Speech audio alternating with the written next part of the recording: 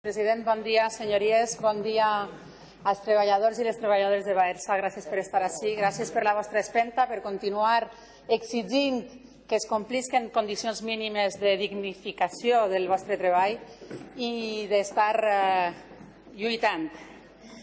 Si posem en Google les dues paraules imputado i Baersa, apareixen 7.320 resultats.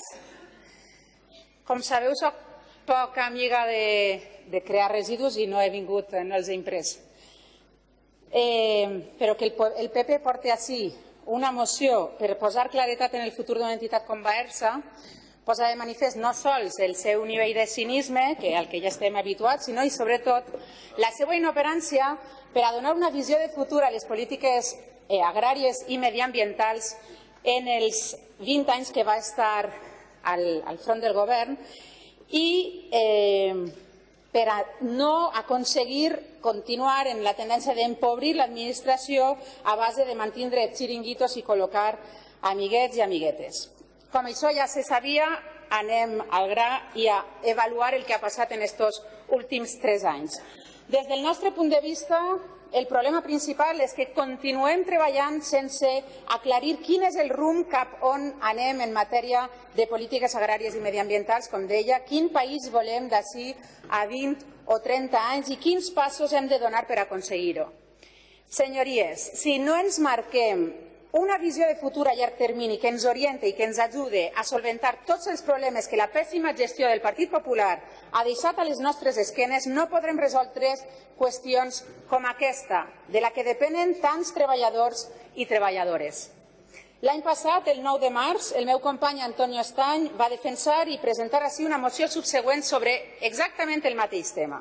Va ser aprovada per unanimitat i, entre altres, incloïa realitzar un informe on s'establisca quines són les funcions i el personal amb què compta l'actual empresa pública Baersa per a realitzar les comandes de la Conselleria d'Agricultura, quines d'aquestes places i comandes tenen la consideració de cícliques i, per tant, les hauria de prestar directament aquesta Conselleria. Això amb precisament la voluntat i l'intent de que cada volta s'enfortisca aquesta Conselleria i que deixem de tindre treballadors i treballadores fent treball que en realitat ha de fer directament l'administració. Acabar amb la precarietat laboral en l'empresa pública Baersa, aplicar procediments de contractació públics i transparents basats en els principis d'igualtat, mèrit i capacitat, accelerar la transformació de l'actual empresa pública Baersa en previsió de les normes establides en la futura llei del sector públic valencià i fer que el Consell d'Administració de Baersa, en col·laboració amb les distintes parts interessades, establisca un pla de treball estratègic i definisca objectius clars, indicadors precisos i un cronograma per a complir-los. Apenes res de tot el que acaba d'esmentar i que va ser aprovat fa més d'un any s'ha complit.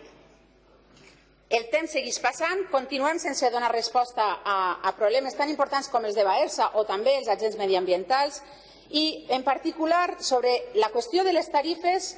Nosaltres el que veiem és que estan actualitzades però no estan aplicant-se i sobretot el problema és que en particular les tarifes de l'obra forestal és possible que segueixin a la baixa amb el resultat tan nefast que això té per a la creació d'ocupació en el medi rural i la lluita contra la despoblació de la que tots ens omplim la boca. Precisament aquesta funció que Baersa està tenint com a competència deslleial cap a la creació d'ocupació a través de xicotetes empreses, cooperatives, etc., no s'està donant solució. El personal d'encomanes de gestió ha de formar part de l'estructura, ha d'aparèixer també en la relació de llocs de treball.